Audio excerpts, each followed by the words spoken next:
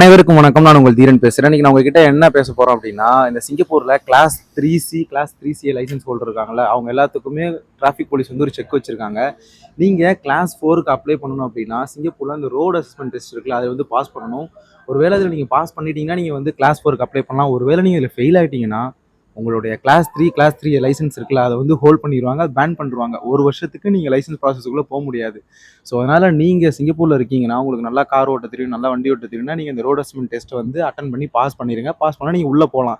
இல்லைன்னா உங்களுடைய அந்த லைசன்ஸ் இருக்குது பார்த்தீங்களா, அதை ஹோல்ட் பண்ணிடுவாங்க.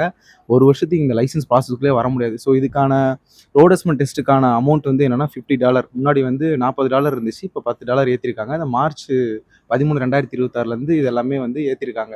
ஸோ அதனால் நீங்கள் கிளாஸ் 4க்கு போகணுன்னு முடிவு பண்ணிட்டீங்கன்னா, கிளாஸ் 3Cலேருந்து ரோட் அசஸ்மெண்ட் டெஸ்ட்டு பாஸ் பண்ணிட்டு அதுக்கப்புறம் கிளாஸ் 4க்கு போங்க. இல்லை நீங்கள் கிளாஸ் 3 எடுத்துக்கிறது பெட்டர். ஏன்னா கிளாஸ் 3 எடுத்துக்கிட்டீங்க அப்படின்னா, அதுக்கப்புறம் நீங்கள் ஒரு வருஷம் பொறுமையாக வெயிட் பண்ணி கிளாஸஸ்லாம் போயிட்டு ட்ரெயின் ஆகிட்டு அப்புறம் நீங்கள் கிளாஸ் 4க்கு டேட் கிடைக்கும்போது ஃபைனல் புக் பண்ணிக்கலாம். ஸோ இதை நீங்கள் உங்கள் சிங்கப்பூர் ஃப்ரெண்ட்ஸுக்கு கண்டிப்பாக ஷேர் பண்ணுங்கள். இருக்கிறதையும் விட்டுற வேணாம்னு சொல்லிட்டு சொல்லுங்கள். தேங்க்யூ.